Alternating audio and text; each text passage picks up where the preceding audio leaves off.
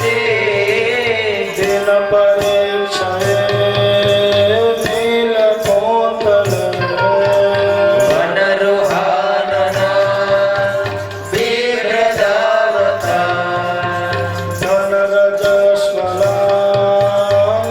धनरजस्वलाङ्गर्षयन्तो मनसि च स्मर वीरयच्छसि प्रणतकामदा आत्मजार्चिता धरणिमण्डना ध्येयमापदे चरणपङ्कजां सन्तमञ्चते रमणस्तने स्वर्गयायिनम् सुरतवर्धना शोकनाशना स्वरितवेणुना सृष्टुचोपिता इतरराघवे स्मरणमुः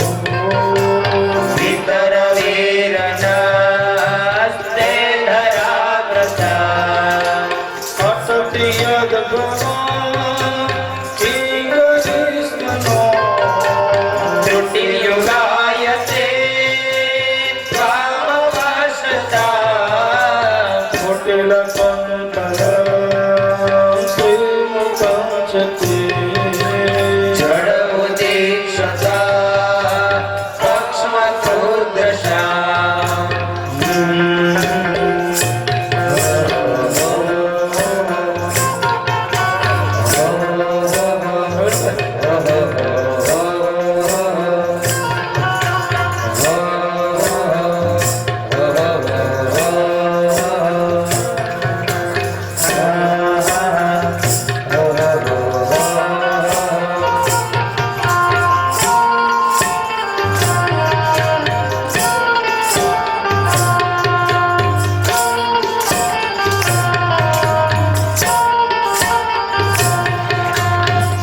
पतिसुतान्वया धातुबान्धवा प्रतिविलङ्घय जीर्णचातुरा पतिसुतान्वया धातुबान्धवा नतिविलङ्घय प्रेम्यजागता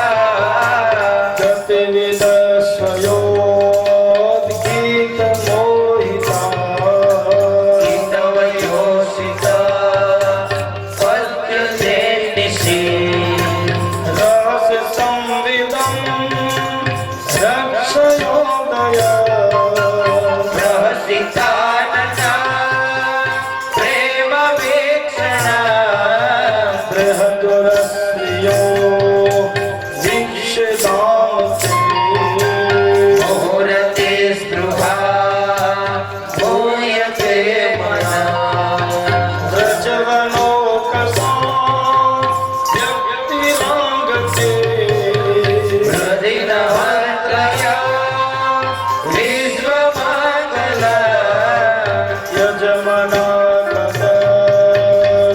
यजमनाकदस्महात्मनो स्वजनरगृजा यज्ञशूदना कृष्ण है कृष्ण है कृष्ण कृष्ण कृष्ण है कृष्ण है कृष्ण है कृष्ण कृष्ण कृष्ण है कृष्ण है कृष्ण है कृष्ण कृष्ण कृष्ण है कृष्ण है कृष्ण है कृष्ण कृष्ण कृष्ण है जयति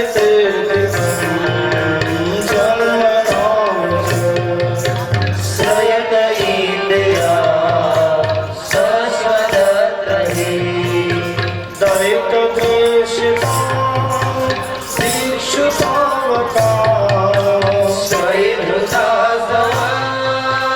स्वामित्वते स्वामिचिन्वते स्वामिचिन्वते ये बोलो स्वामिचिन्वते स्वामिचिन्वते ऐसे गीत गोपियों ने मिलकर गाए और फिर गोपियों के मन में कहीं कहीं जो अभिमान का कचरा था, आंखों में से आंसू गिराकर उस कचरे को निकाल दिया। मन शुद्ध, तन शुद्ध, चित्त शुद्ध और फिर ठाकुर प्रकट हुए। सुंदर रास खेल रहे हैं, चारों ओर गोपी का बीच में श्री कृष्ण, फिर एक गोपी, दो गोपियों के बीच में एक श्री कृष्ण, फिर जितनी ही गोपिका है उतने ही हमारे श्री कृष्ण प्रभु है। तो आइए थोड़ी देर यहाँ पर भी हम कुछ क्षणों के लिए महाराष्ट्र में प्रवेश करेंगे, लेकिन उनके पहले खास थोड़ी क्षणों के लिए ये रास है, क्योंकि कथा एक समय की है, 2 टाइम की रहती होगी तो 11 बजे शुरू करते थे तो 12 बजे समापन, 11:30 बजे शुरू करते थे तो 12:30 बजे तक समापन। लेकिन थोड़ी क्षणों के लिए जो महाराज की कथा है, इसलिए हम सबको मिलकर इसमें थोड़ी डुबकी लगानी है। लेकिन इस रास में खेलते समय मैं स्त्री हूँ, मैं पुरुष हूँ, ये भाव नहीं होना चाहिए। एक आत्मा हो और श्री कृष्ण के साथ हम रास खेल रहे हैं, एक आत्मा एक परमात्मा के साथ। बाकी सब खेल सकते हैं, सब खड़े हो सकते हैं और प्रेम से, लेकिन एक जगह पर नहीं, जैसे बड़ा राउंड बनाना है। मैं जय अम्बे महिला मंडल बहनों से ये कहूँगा कि बड़ा ऐसे राउंड बनाना, एक ही जगह पे खिचड़ी नहीं होने देना। राजस्थान रेगल सेवा समिति के स्थापक हमारे बीच में श्री बाबूलाल कानोडिया जी आए हैं, यहाँ व्यासपीठ की ओर आवे और बाबा इनको खेस अर्पण करके, दूसरे हमारे जैसे बाबा संबंधी है, ऐसे ही हमारे संबंधी प्रवीण भाई भी हैं। अभी जो प्रवीण भाई के भाई तो है, लेकिन अभी नए नए हमारे, एक बार खूब तालियों से खेस उड़ाकर स्वागत करेंगे हमारे भट्ट जी भाई और हमारे पुराने आचार्य हैं सलीम भाई। 99 में द्वारका से जब हम सब मिलकर द्वारका में गए थे 99 में, અને એમ કહેવાય કે उस समय जो मैं कथा करने के लिए 99 में गया ना, तभी मेरे को यहाँ तक लेके आने में जो मदद की ने, तो एक प्रवीण भाई और एक हमारे सलीम भाई, नहीं तो मैं बाबा बनकर गिरनार में जाने वाला था। सब कुछ लूट लिया था, लेकिन यहाँ तक जो मुझे पहुँचाया तो उनमें से एक हमारे प्रवीण भाई हैं और एक हमारे सलीम भाई। 99 की बात है, नहीं तो અત્યારે ભગવા કપડા પહેરીને ભાવ બન્યો હતો, ખબર नहीं પછી આવી કથા બચાત કે ન। तो मैं प्रवीण भाई से कहूँगा कि वो रासलीला में प्रवेश करें, उनके पहले हम सबको 2 शब्द प्रवीण भाई कहे। हमारे भूतपूर्व आचार्य है और वो आवे, प्रवीण भाई प्रकाश भाई पर हाथ रखो। बोलिए कृष्ण कन्हैया लाल की जय।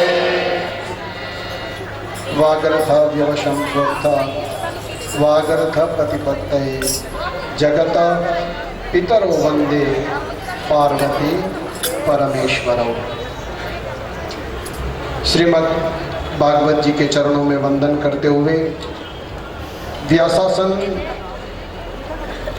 के स्थान पर विराजित सुख स्वरूप श्री रसिक भाई राज्य गुरु और आयोजक जय अम्बे महिला मंडल और उन सब के लिए जो प्रेरणा स्तोत्र बने हैं और आधार स्तंभ बने हैं, ऐसे परम साईं भक्त जो आज हमारे पूरा मीरा भाईंदर में बाबा के रूप से प्रचलित हैं, ऐसे लक्ष्मी शंकर भाई लाबड़िया।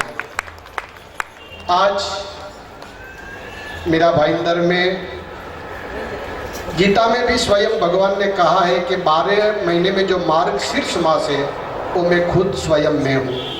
और आज पवित्र एकादशी मंगलवार और उसमें भी रुक्ष्मणी विवाह का शुभ अवसर जो जय अम्बे महिला मंडल की ओर से मीरा भाईंदर की भूमि को मिला है, उसलिए सबसे पहले हम जय अम्बे महिला मंडल को बधाई देंगे और उनके जो आधार स्तंभ बने हैं और परम साईं भक्त श्री लक्ष्मी शंकर भाई लाबड़िया का आशीर्वाद लेंगे और मीरा भाईंदर की पावन भूमि को परम पावन करने के लिए जो व्यासासन ऊपर बैठे हैं रसिक भाई राज्य गुरु, इस मंच पर लाने का सबसे बड़ा अगर मेरे लिए योगदान है तो रसिक भाई का है।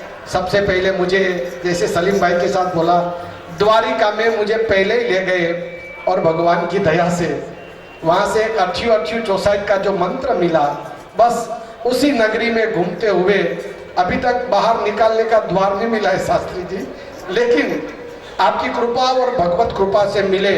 और आज समय कम है, महाराज की तैयारी है और उसमें ज़्यादा विलंब न करते हुए ऐसे महाराज की मस्ती में भगवान श्री कृष्ण में श्री कृष्णमय हम बन जाए, ऐसा महाराज शास्त्री श्री रसिक भाई राज्य गुरु श्रीमद् भागवत जी की प्रेरणा से, व्यास जी के आशीर्वाद से ऐसे महाराज की ओर हमें ले जाए जो आज पवित्र में से पवित्र दिन एकादशी का मिला है, उस महाराज की ओर हम प्रस्थान करें, यही शास्त्री जी से भाव।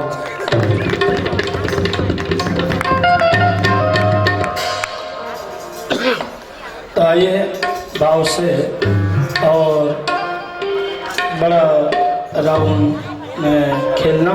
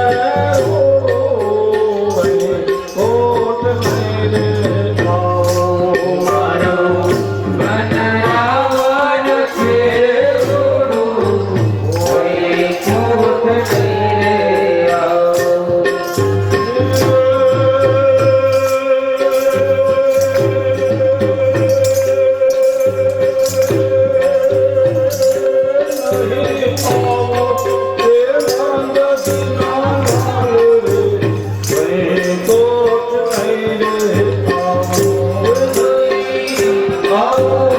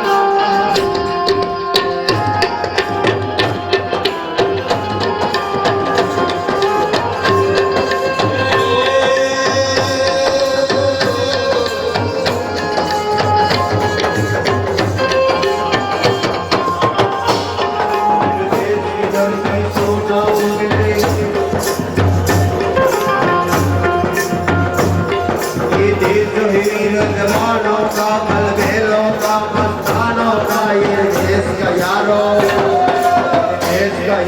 का कहना कि देश के वीर जवानों का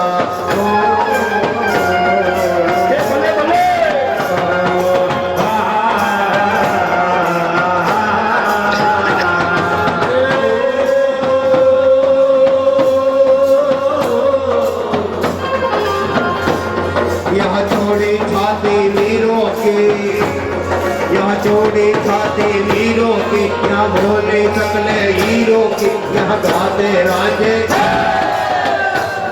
यहाँ गाते राजे मस्ती में मस्ती है धूमे मस्ती है।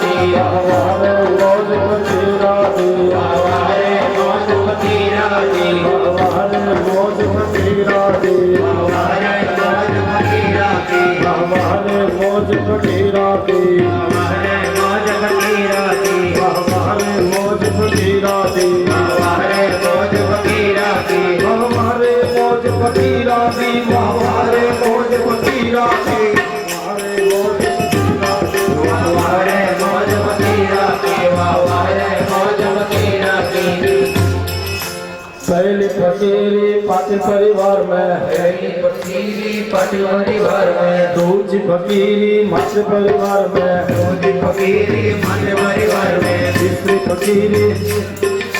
तीसरी फकीरी जयम मंडल में, हमारे मौज फकीरा हमारे मौज फकीरा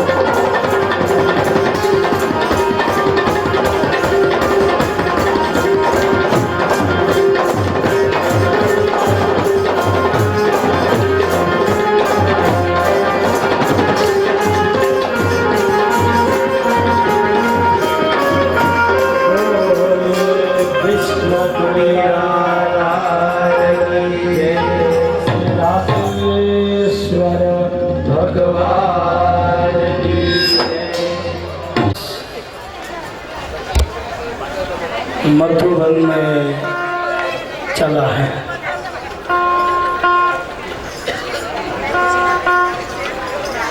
इतना बढ़िया रास जब चल रहा है तो इस रास में नारद जी आए हैं। जैसे ही नारद जी रास खेलने के लिए प्रवेश करे तो बाल कृष्ण ने कहा, नारद जी रास खेलना है तो साड़ी पहननी होगी। तो नारद जी ने कहा कि मैं हाथ में वीणा लेकर प्रभु का स्मरण करता हूँ और कन्हैया मुझे कहाँ से साड़ी पहनाएगा। तो कहा कि रास खेलना है तो साड़ी पहननी होगी। नारद जी साड़ी पहनकर रास खेल रहे हैं, तो ब्रह्मा जी आए कि मैंने ब्रह्म की परीक्षा ली थी, गोप बालकों के उष्ट खाते हैं, तो मुझे शंका गई कि प्रभु नहीं हो सकते हैं। लेकिन आज जब मध्य रात्रि में महाराज की कथा का अर्थ होता है काम के साथ युद्ध, और काम के साथ युद्ध कोई कर सकता है जो जितेंद्रिय है, अपनी इंद्रियों को जीत लिया है, अपनी इंद्रियों को वश में रखा है, ऐसे श्री कृष्ण प्रभु। उस समय काम को कहा था कि मैं मध्य रात्रि में पर स्त्रियों के साथ जब मैं रास खेलूं, तब तुझ में जितनी ताकत हो इतना बाण मारना, मैं भी देख लेता हूं जित किसकी होती है। महाराज का अर्थ होता है काम के साथ युद्ध, और वही खेल सकता है जिनमें कोई वासना न हो, जिनमें कोई कामना न हो, बाकी वासना से भरा हुआ है, कामना से भरा हुआ है, उनकी ताकत नहीं है, प्रवेश कर सकता है, खेल सकता है। ऐसे खेल रहे तो ब्रह्मा जी आए, तो ब्रह्मा जी को कहा कि भाई रास खेलना है तो साड़ी पहननी होगी। ब्रह्मा जी ने कहा कि भाई मैं सफेद दाढ़ी है, सफेद बाल है, और अब कहाँ से आप रास खेलोगे? अरे मारा वाला आ गईडे घटपण सफेद वाળ આવી ગયા, સફેદ દાઢી આવી ગઈ, અને હવે ક્યાં તું મને હાડી પહેરાવ? तो भगवान ने कहा कि रास खेलना है तो भले सफेद बाल आए हो, सफेद दाढ़ी आई हो, लेकिन आपको रास खेलना है तो साड़ी पहननी होगी। और इतनी सुंदर ब्रह्मा जी ने साड़ी पहनी, तो लटके हाल में नंदलाल, ये तुम्हारा लटका कोई पार, लटके हालों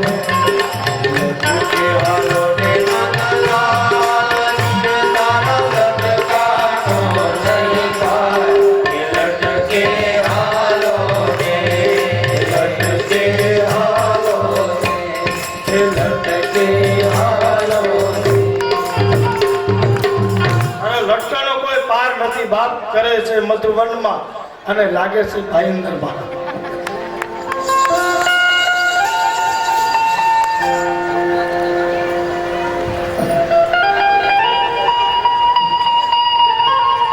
ऐसा लटका करता जाए, नाचता जाए। ब्रह्मा जी भी आए, रास खेल रहे, तो पार्वती कैलाश से कि मेरे ठाकुर रास खेल रहे हैं मध्य रात्रि में, तो मैं भी जाऊं। और जैसे ही पार्वती तैयार हुई, सज धज कर सरस सुंदर साड़ी पहनी, लिपस्टिक लगाई, पाउडर लगाया, बालों को जो बिखरा हुआ था इनके बड़ी चोटला, ये गुजराती मतलब क्या है चोटलो, चलो हिंदी में, बाल को बांधा और सुंदर गजरा डाला। उस समय महादेव जी ने कहा कि पार्वती कहाँ जा रही हो आधी रात में? तो पार्वती ने कहा कि मैं मधुवन में रास खेलने के लिए जा रही हूँ। महादेव ने कहा कि जब मधुवन में आप रास खेलने के लिए जा रही हो तो पार्वती मुझे भी साथ ले जाओ, मैं भी आपके साथ आऊंगा। तो पार्वती ने कहा कि वहाँ पुरुष में एक श्री कृष्ण है, बाकी सब स्त्रियां हैं, आप वहां नहीं आ सकते हैं। महादेव जी ने कहा कि पार्वती जब पुरुष में एक श्री कृष्ण है, बाकी सब स्त्रियां हैं, तो पहना वो मुझे साड़ी, मेरे श्री कृष्ण के साथ जो रास खेलने को मुझे मिले तो मैं साड़ी पहनने के लिए भी तैयार हूँ, ऐसे महादेव जी कहते हैं। मुझे आना है रास खेलने के लिए। पार्वती ने कहा कि आप साड़ी पहनोगे तो चलने को नहीं आएगा, आप गिर जाओगे। पुरुष साड़ी पहनता है ना तो पता लग जाता है उनके हाल चाल के ऊपर से क्या बोलो जाए, पग हल्का न पड़े। अरे बहनों ने तो श्रृंगार से सुंदर साड़ी पहनो मुझे आज मेरे प्रभु के साथ। और मैं तो कहता हूँ कि पुरुष हो या स्त्री हो, लेकिन प्रभु के साथ रास खेलना है, उनको वस्त्र से कोई लेना देना नहीं है। जिनको भगवान के साथ खेलना है, आप बनी ठंडी ने बतावानो, जगत ने बतावानो છે, સરસ મજાની લિપસ્ટિક લગાવી, પાવડર લગાવી, જગતના નાથને બતાવવા માટે તો બાપ હૃદયને સાફ રાખવું જોઈએ, અને જે હૃદયને સાફ રાખે वही श्री कृष्ण के साथ खेल सकता है। तो कहा मुझे साड़ी पहनो। पार्वती ने कहा आपको नहीं चलने को जमेगा, आप गिर जाओगे, सभी लोग हंसी करेंगे। तो महादेव जी ने क्या कहा कि पार्वती समझ ले, मैं साड़ी पहन कर तेरे साथ चलूं तो मुझे पता है कि तुझे कोई पूछने वाला तो मिलेगा कि ये कौन है, तो तू इतना बता देना ये मेरी बहनपनी है, मेरी सहेली है। तो ऐसा मत कहना कि महादेव है, तो ऐसा बता देना कि मेरी सहेली है। अच्छा फिर अरे ऐसा बता देना कि अमेरिका से आई है, इनको यहाँ चलने को नहीं जमता है, इसलिए आड़ा अवड़ा पग डालकर चलती है।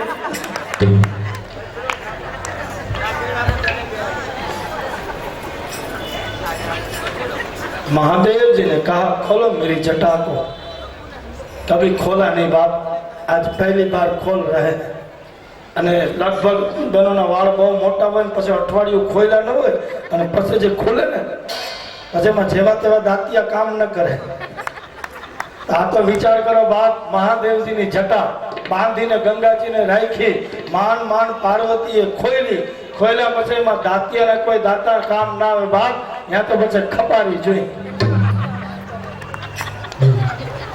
અને સરસ મજાનો ચોટલો વાયરો, એમાં નાખ્યો ગજરો, અને ગજરો નાખીને મહાદેવ એવો લટકા કરતો જાય ને એવો નાચતો જાય, અને પાર્વતીને પૂછે, पार्वती जी को पूछते मैं कैसा नाच रहा हूँ, मुझे मेरे ठाकुर के साथ नाचना है, मुझे परीक्षा देनी है, कैसा नाच रहा हूँ। तो पार्वती ने कहा कि एक बार श्री भोले भंडारी, एक बार श्री भोले भंडारी, बनकर ब्रज की नारी, अरे बनकर ब्रज की नारी,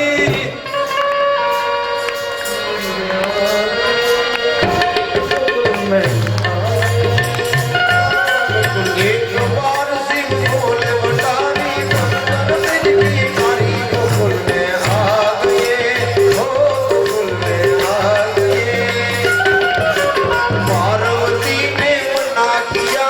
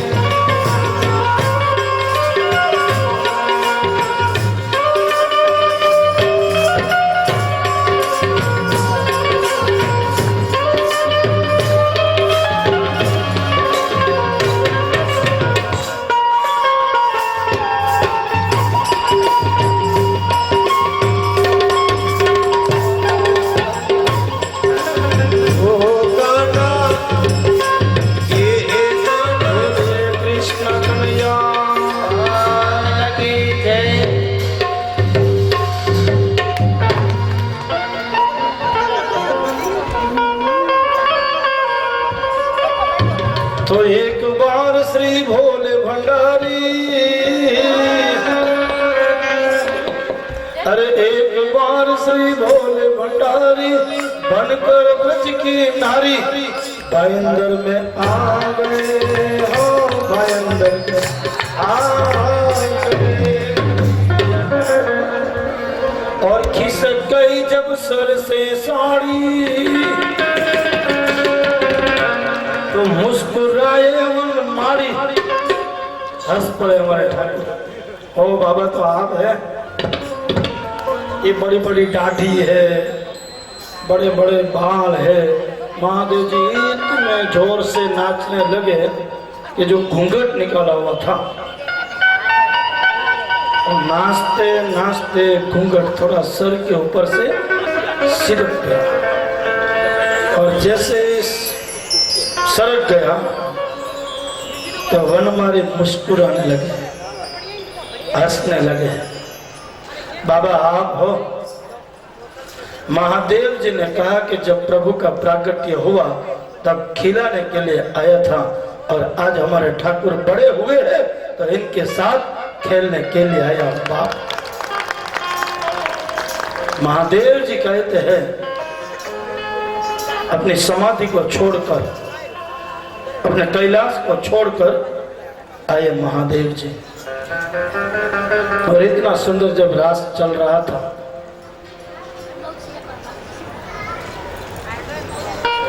सूर्य का उदय की होने की तैयारी और प्रभु ने सब गोपिकाओं से कहा कि अब अपने अपने घर लौटो।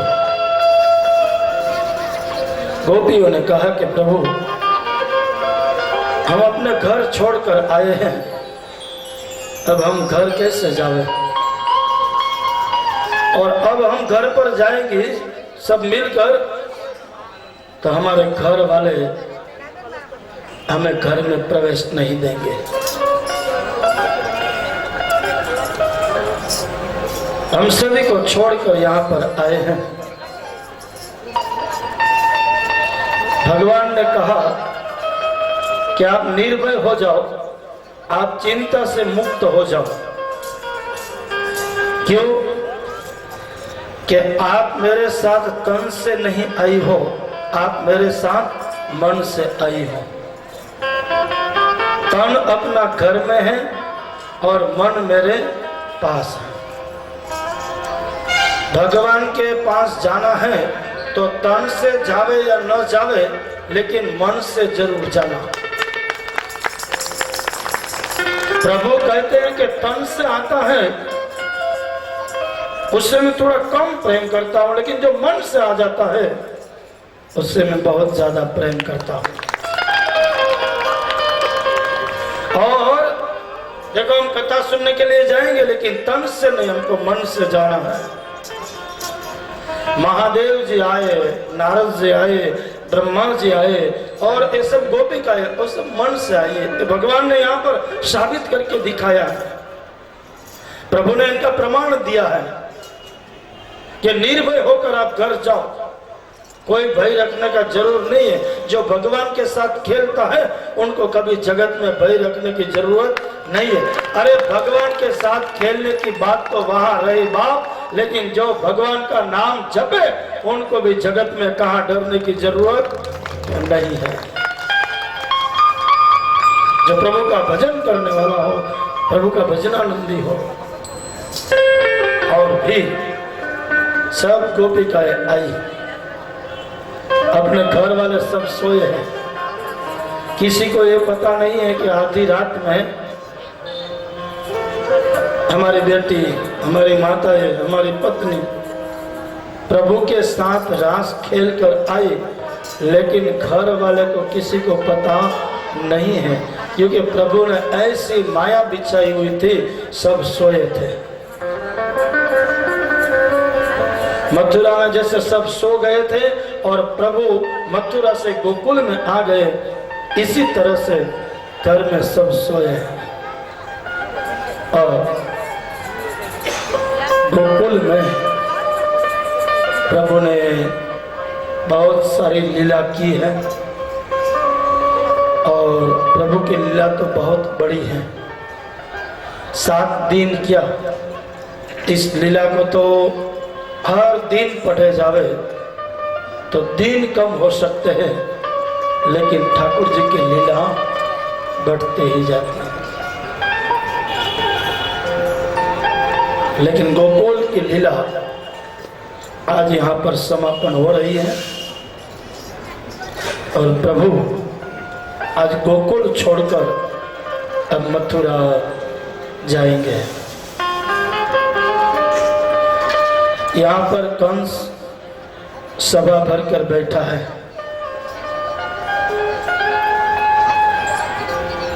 और नारद जी आए।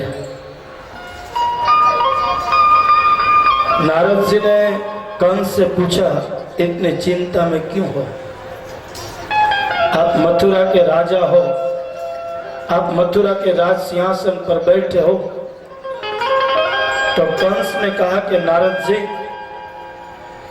मेरा काल मथुरा से निकलकर कहाँ गया है, इनको ढूंढने के लिए मैंने पूतना को भेजा, शटासुर को भेजा, मैंने तृणाव्रत को भेजा, ऐसे कई असुरों को भेजा है, लेकिन अभी तक कोई भी मेरे काल को पकड़कर मथुरा नहीं लाए हैं।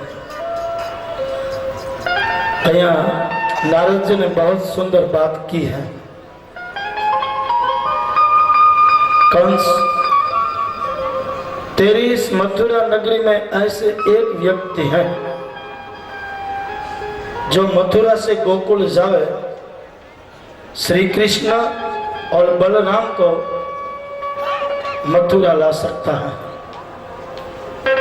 कंस ने कहा, नारद जी, ऐसी कौन सी व्यक्ति है कि मैं जिन जिन को भेजा है वहां से वापस कोई नहीं लौटा है, ऐसी कौन सी व्यक्ति है? तो नारद जी ने कहा कि मथुरा का मंत्री और नाम है जिनका अक्रूर, रहते हैं मथुरा में, लेकिन चिंतन करते हैं श्री कृष्ण का जो गोकुल में रहते हैं। कितना ही बड़ा पद हो, मथुरा के मंत्री पद के सिंहासन पर बैठकर भी रहते हैं मथुरा में, लेकिन मन से चिंतन करते हैं श्री कृष्ण प्रभु के, उनके गुणगान गाते हैं। कंस ने अक्रूर जी को बुलाया है कि आप गोकुल जाओ और गोकुल से नंद बाबा, बलराम और श्री कृष्ण को आप मथुरा में लेकर आना। नारद जी ने कहा कि आप यज्ञ का आयोजन करो, ऐसे आप वहां पर क्या जाकर कहोगे? तो यज्ञ का आयोजन किया और इस यज्ञ की पत्रिका लेकर गोकुल में अक्रूर जी को भेजा। अक्रूर जी बहुत आनंद में आए कि आज तक जिनका मैं चिंतन करता था, आज उनका प्रत्यक्ष मुझे दर्शन होगा। आज तक मैं परोक्ष स्वरूप में मैं प्रभु का चिंतन करता था, लेकिन आज मुझे प्रत्यक्ष प्रभु मिलेंगे। और प्रभु को मिलना है तो पहले परोक्ष के हमारे ठाकुर को भजना होगा, और अपने भजन से प्रभु के पास जब अपना वाइब्रेटर पहुंचेगा तो जरूर एक दिन प्रभु प्रत्यक्ष स्वरूप में हमें और आप में प्रभु दर्शन दे सकते हैं। तो ऐसे अक्रूर जी आए हैं हरि का चिंतन करते हुए। श्री कृष्ण शरणम मम इस मंत्र का जाप जपते हुए तब मथुरा से चले हैं। तो गोकुल का थोड़ा रास्ता मथुरा के इस पार यमुना है, उस गोकुल और मथुरा के बीच में यमुना बह रही है।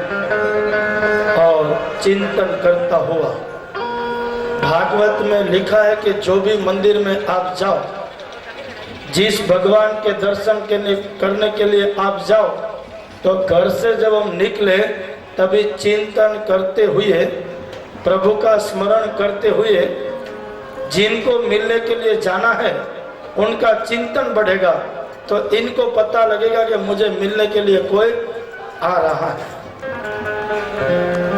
हमें किसी को मिलने के लिए जाना है तो फोन करके अपॉइंटमेंट लेते हैं ना, वो बोलेंगे सुबह 10 बजे आ जाओ। अब सुबह 10 बजे बुलाएंगे और 10:30 बजे गए तो ऑफिस में मिलने वाले नहीं है, क्योंकि उनको दूसरा काम है, वहां चले गए। तो ऐसे भजन है और प्रभु की अपॉइंटमेंट है कि प्रभु आप तारीख दो, आप दिन दो, आप समय दो, और समय पर हम आपको मिलने के लिए आ जाएंगे। ऐसे हरि का चिंतन करता हुआ अक्रूर जी मथुरा से प्रभु का स्मरण करते हुए गोकुल की ओर जा रहे हैं। श्री कृष्ण शरणम मम, श्री कृष्ण शरणम मम, श्री कृष्ण शरणम मम, श्री कृष्ण शरणम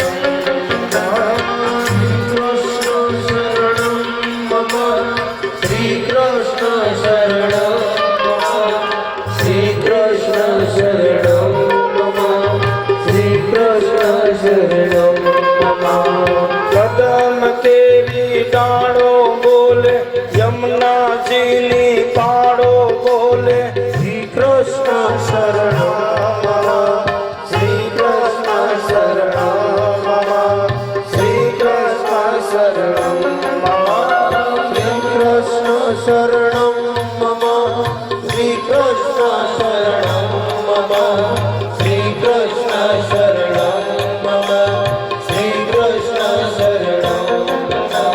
बैठेला सौ वैष्णव बोले,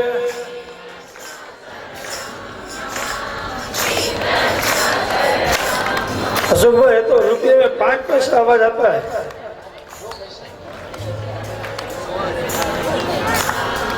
ऐसे भगवान कैसे आएंगे? आज उनको द्वारका से बुलाने का यहाँ।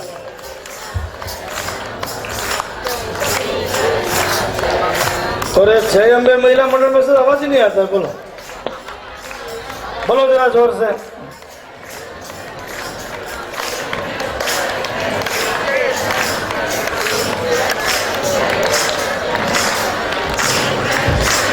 देखो, कदम की दाढ़ी बोल सकती है, यमुना जी के किनारे पर पड़े हुए पत्थर बोल सकते हैं, हम सभी वैष्णव मिलकर बोल सकते हैं। तो हमारे ये जो वाद्य है वो वाद्य कहते हैं कि हम क्यों न बोले। घनश्याम भरना तबला बोले,